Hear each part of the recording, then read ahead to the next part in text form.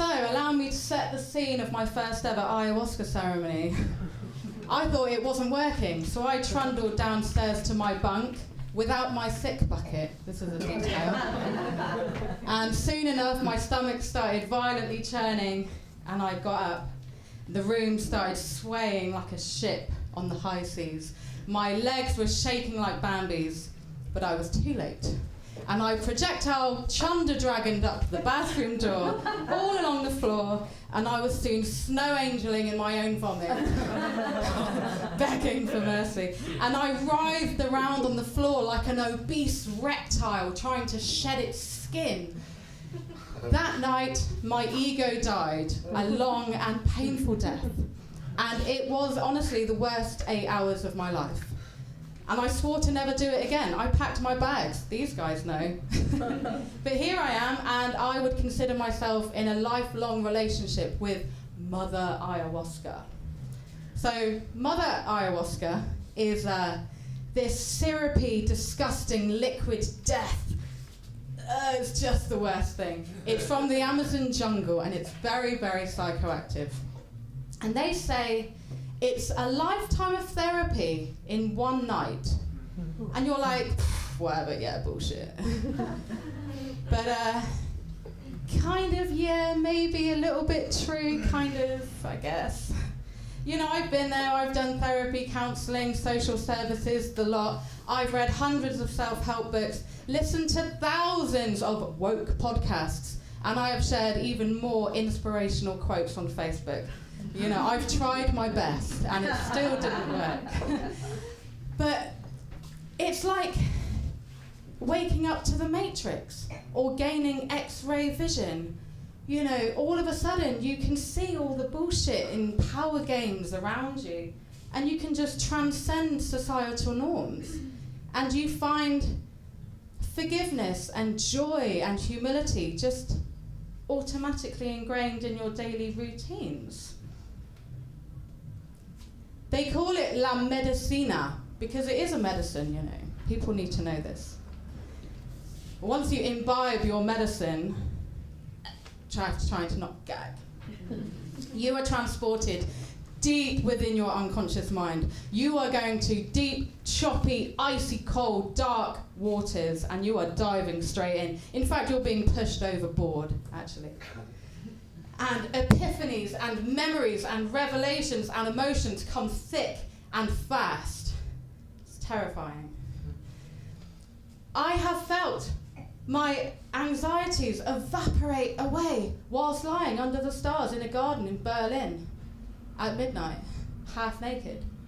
And thought, it's okay to surrender. It's okay to be weak. And it's okay to not have all the answers. Okay. I have fully, legit, travelled down the 4th dimension and met with my 8-year-old self, put my hands on her shoulders and looked her in the eyes and saw each and every individual freckle on her face. And I told her 3 things that I wish I knew sooner. Be patient, stay humble, and always radiate love. And I saw her there wearing a suit of armour with massive spikes that pointed outwards to protect herself, but then realised that those spikes pointed inwards, demonstrating how you hurt yourself by ostracising yourself. I have wept hot, stress-laden tears for hours on end over the dysfunctional problems of my family. I have looked through their eyes and felt their pain and instantly forgave them. No question. I realised my potential, maybe, to be a mother, maybe one day. After years, all of my life going, if only the NHS would fucking cut my ovaries out and I wouldn't have to deal with this shit. Honestly, legit attitude, that's what I had. I connected with my inner sacred, sensual feminine and thought, this is what it feels like. Maybe one day. I realised how all of those years of school bullying dimmed my fucking shine, man. And I turned into a bitter, resentful monster. Part of that you still see today. It's a process. I went to my own funeral. I saw my black stone coffin lower into the dark, cold, frigid ground. And I was joined by all of the people I've ever fallen out with, which is a lot. And as we watched my coffin lower, they hurled obscenities at me, everything you can possibly imagine. And it was at that moment I realised how much I actually loathed myself. And since then, slowly learning to love myself. I realised how I was self-harming in so many different forms. Eating too much, drinking too much, snorting too much, spending too much, fucking too much, arguing too much.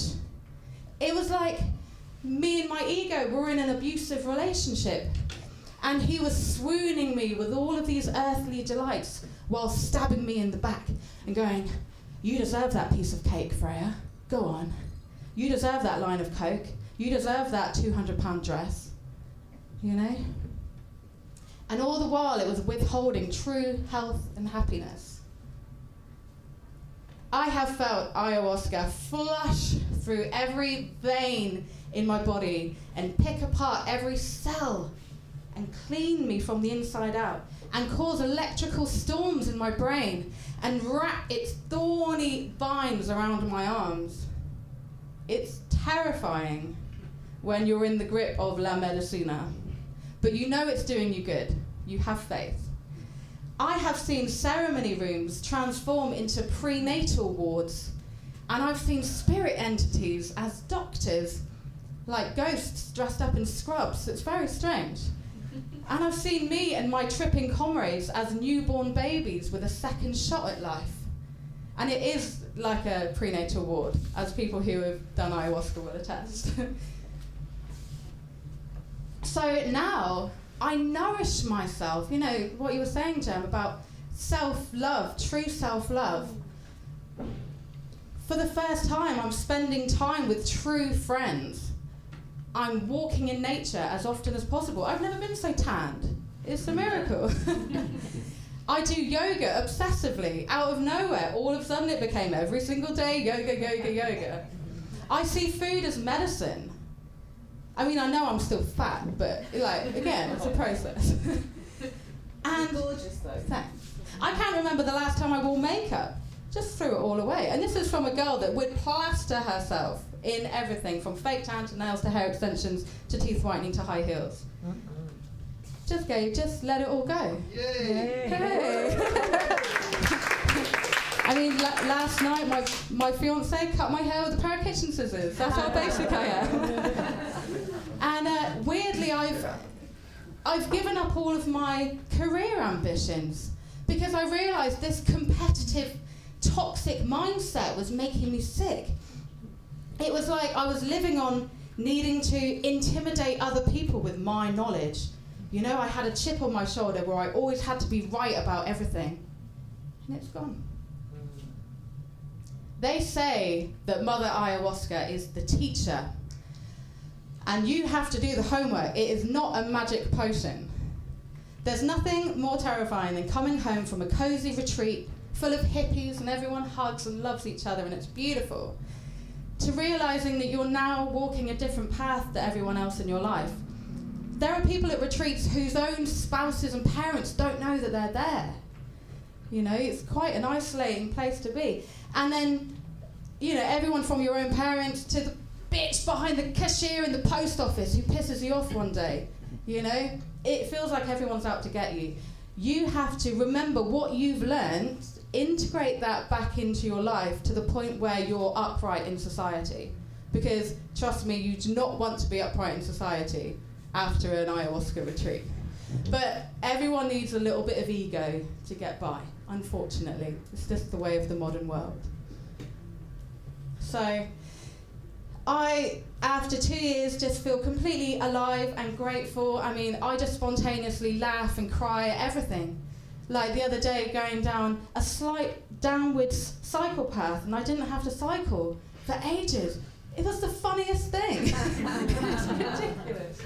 So I highly recommend that you guys at least give it a Google. See if it's a path you want to go down. It won't be easy or pretty. You'll puke your guts up. You'll probably shit yourself. You will cry. Your tears will flood the world.